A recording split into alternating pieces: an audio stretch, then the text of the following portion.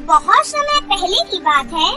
रतनपुर गांव में सानिया अपनी माँ के साथ रहती थी। सानिया बहुत ही ईमानदार और एक नेक लड़की थी। सानिया की माँ किसी तरह दूसरों के घरों में काम करके अपना गुजारा करती थी। एक बार की बात है, जब सानिया की माँ काम करके घर लौट रही थी तो अचानक बहुत तेज बारिश होने लगती है। वो देखती है कि बारिश के पानी में एक बहुत ही चमकती हुई चीज बह रही है। अरे, इस बारिश के पानी में ये चमकती हुई चीज क्या है? जब वो थोड़ा पास जाती है तो वो देखती है कि वो किसी राजकुमारी की हीरो से जड़ी सैंडल होती है। सानिया की माँ उस सैंडल को उठाकर अपने घर ले आती है। सानिया बेटा, ये देखो मुझे क्या मिला है। माँ, ये सैंडल है, बहुत कीमती लग रही है। इसमें तो हीरे भी जड़े हैं। इतनी महंगी सैंडल तो किसी राजकुमारी की ही हो सकती है। हाँ, पर ये सैंडल तो एक ही है। क्यों न हम इसे शहर जाकर बेच देते हैं, इससे हमें बहुत सारे पैसे मिल सकते हैं। नहीं माँ, ये सैंडल हमारा नहीं है, तो हम इसे कैसे बेच सकते हैं? मैं कल ही राज दरबार में जाकर राजकुमारी इंदु को ये सैंडल दे दूंगी। मुझे लगता है कि ये कीमती सैंडल उनकी ही हो सकती है। तेज बारिश में उनका ये सैंडल बह गया होगा। देखना, वो खुश होकर हमें कुछ न कुछ इनाम तो जरूर देंगी। पर बेटा, लेकिन ये तो एक ही सैंडल है। अगर उन्होंने दूसरा मांगा तो हम क्या करेंगे? अरे मेरी प्यारी माँ, वो दूसरा सैंडल नहीं बल्कि खूब सारा इनाम देंगी मुझे। तुम कहती हो तो मैं यकीन कर लेती हूँ, पर जाने क्यों मेरा दिल बहुत घबरा रहा है। अरे माँ, ज्यादा मत सोचो और अब तुम सो जाओ। अगली सुबह सानिया सैंडल को लेकर राज दरबार में पहुँचती है। राजकुमारी इंदु, कोई आपसे मिलने आया है, उसे अंदर ले आओ। सानिया अंदर आकर राजकुमारी को वो सैंडल देती है। सैंडल को देखकर राजकुमारी बहुत खुश हो जाती है। अरे वाह, ये मेरा सबसे पसंदीदा सैंडल है, जो कि कहीं गुम हो गया था। मैं इसके लिए कितनी परेशान थी। ये सैंडल मुझे मेरे जन्मदिन पर परी ने गिफ्ट की थी। लाओ, दो मेरी सैंडल। राजकुमारी सानिया के हाथ से सैंडल ले लेती है। अरे, ये तो एक ही सैंडल है, दूसरी सैंडल कहाँ है? ये कैसा मजाक कर रही हो तुम? मुझे मेरी दूसरी सैंडल भी दो। पर राजकुमारी, मेरी माँ को तो एक ही सैंडल बारिश के पानी में पड़ी हुई मिली थी, मैं दूसरी कहाँ से लाऊं? बहुत अच्छा दिमाग लगाया है तुमने। पहले तो मेरा सैंडल चुरा लिया और अब लौटाकर मुझसे इनाम लेने भी आ गई। मैं कुछ नहीं जानती, मेरा दूसरा सैंडल भी ला कर दो। तुमने ही मेरी सैंडल चुराई है। सानिया के लाख समझाने पर भी राजकुमारी उसकी बात नहीं सुनती और कहती है, तुम्हारे पास 2 दिन का समय है, मुझे मेरी सैंडल ला कर दो, नहीं तो सजा के लिए तुम तैयार रहना। इतना कहकर राजकुमारी इंदु उसे जाने के लिए कहती है। माँ ने बिल्कुल ठीक कहा था। अब मैं क्या करूँ? सैंडल का दूसरा जोड़ा कहाँ से मिलेगा? मैं कहाँ से लेकर आऊँ? मेरे पास तो इतने सारे पैसे भी नहीं हैं। सानिया इतना सोचकर घर आ जाती है। क्या हुआ? मिल गया तुझे इनाम? सैंडल तो तू दे ही आई होगी, फिर तेरा मुंह क्यों बना हुआ है? फिर सानिया अपनी माँ को सारी बातें बताती है। अब क्या होगा माँ? मैं दूसरी सैंडल कहाँ से लाऊंगी? मैंने तो तुम्हें पहले ही कहा था। अब फंस गए ना हम। अब हमारी बातों पर कौन यकीन करेगा? लोग तो हमें ही चोर समझेंगे। ऐसा मत कहो माँ, मैं अपने ऊपर चोरी का इल्जाम बिल्कुल नहीं सह सकती। अब इस मुसीबत से तो हमें ऊपर वाला ही निकाल सकता है।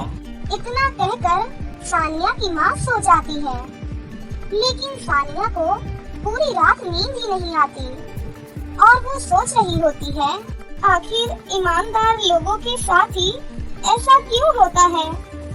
मैं तो उनकी चीज उन्हें लौटा रही थी और उन्होंने हमें ही चोर समझ लिया। अब मैं अपने आप को बेगुनाह कैसे साबित करूं? अगले दिन सानिया तालाब के किनारे उदास बैठी होती है। अब कल मुझे राज दरबार में जाना है। एक झूठे इल्जाम की वजह से मुझे सजा दी जाएगी, जिसे मैं सहन नहीं कर पाऊंगी। हे भगवान, कोई तो रास्ता दिखाओ। मैंने आज तक कभी कोई गलती नहीं की और मुझ पर चोरी का इल्जाम लगा दिया गया। सानिया की बातें सुनकर तालाब में से एक जल परी बाहर निकलती है और वो सानिया से सारी बातें पूछती है।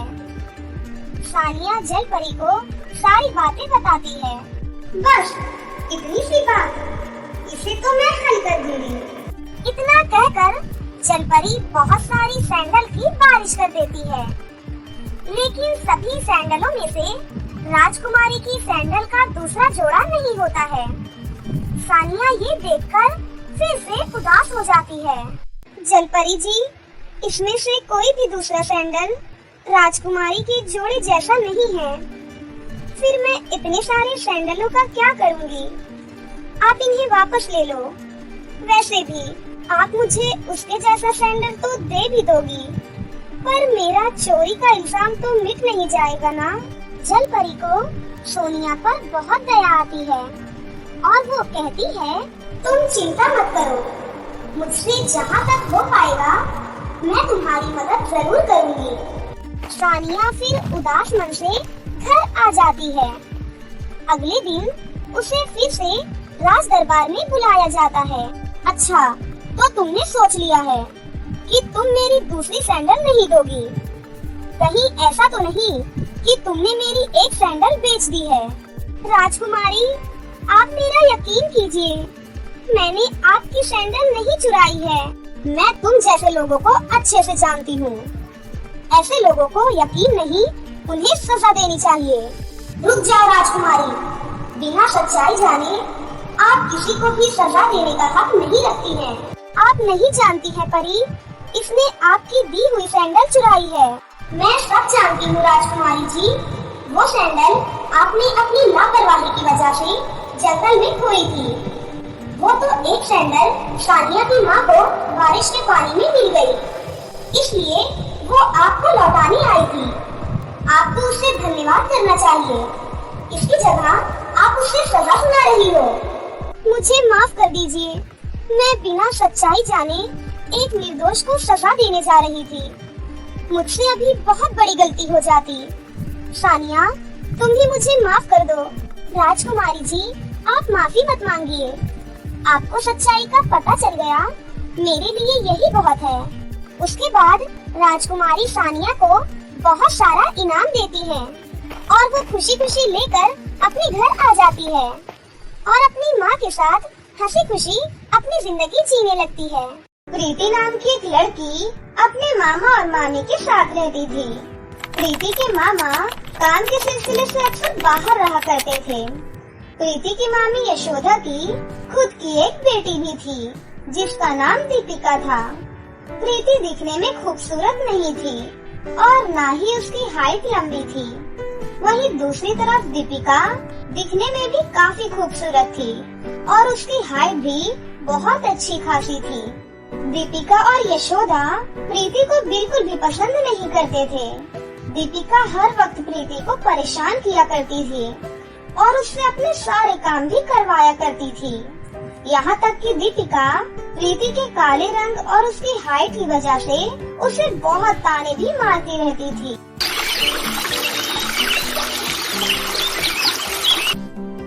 एक दिन प्रीति सारे कमरे की खिड़कियाँ साफ कर रही होती है, लेकिन उसका हाथ खिड़कियों तक सही से नहीं पहुँचता है और ये देखकर दीपिका उसका बहुत मजाक बनाती है। अरे 1.5 फुटिया, ये तेरे बस का काम नहीं है, अपनी हाइट देखकर ही काम किया कर। दीपिका की ये बात सुनकर प्रीति उदास होकर किचन में चली जाती है और वहाँ बैठकर रोने लगती है। तभी वहाँ पर उसकी मामी यशोदा आती है और बोलती है, मनहूस लड़की, रोना धोना क्यों लगा रखा है तूने? कुछ नहीं मामी जी, मैं काम कर रही थी तो मेरे हाथ में चोट लग गई। हाँ, फिर इतनी छोटी सी बात पर रो क्यों रही है? अब रोना धोना छोड़ और किचन की साफ सफाई करने के बाद खाना बना देना, क्योंकि आज मेरी बहन और उसका बेटा आ रहा है। ठीक है मामी जी। वैसे खाने में क्या बनाना है? चावल, बिरयानी, पनीर की सब्जी, छोले भटूरे और मीठे में गाजर का हलवा बना देना। और हाँ, खाना बनाने में कोई गलती मत करना, समझी? हाँ हाँ मामी जी, आप फिक्र मत करिए, मैं खाना बिल्कुल अच्छे से बनाऊंगी। इतना कहकर प्रीति किचन का सारा काम करने लगती है और थोड़ी देर बाद सारा काम खत्म करके वो खाना बनाने लगती है।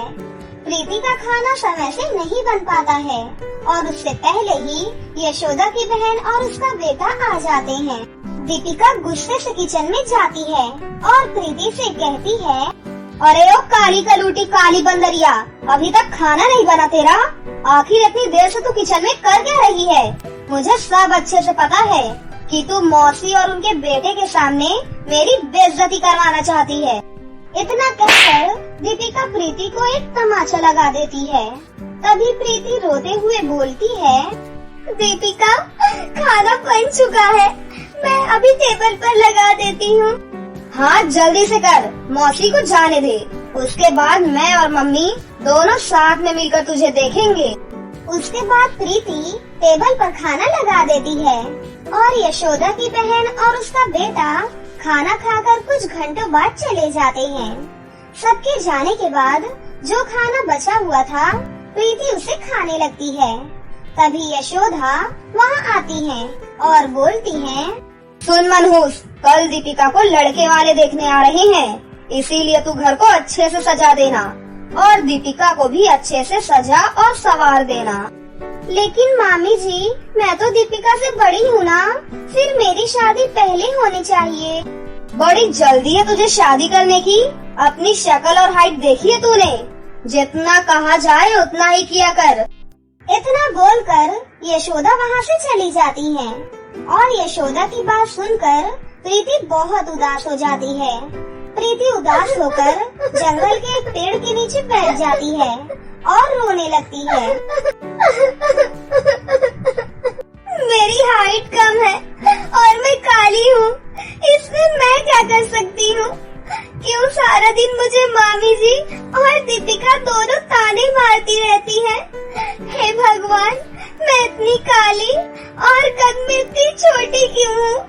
यही अगर मैं सुंदर होती और मेरी हाइट भी अच्छी होती तो मुझे इस तरह से किसी के ताने नहीं सुनने पड़ते।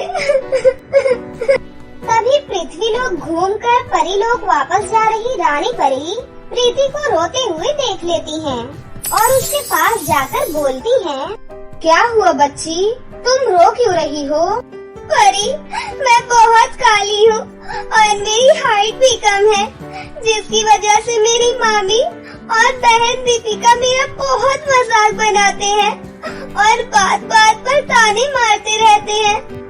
मेरे माता पिता के जाने के बाद मैं अपने मामा मामी के साथ ही रहती हूँ, लेकिन मेरे मामा जी शहर के बाहर काम करते हैं, जिसका फायदा उठाकर मेरी मामी और उनकी बेटी मेरे साथ बहुत बुरा व्यवहार करती हैं और मुझसे पूरे घर का काम भी करवाती है।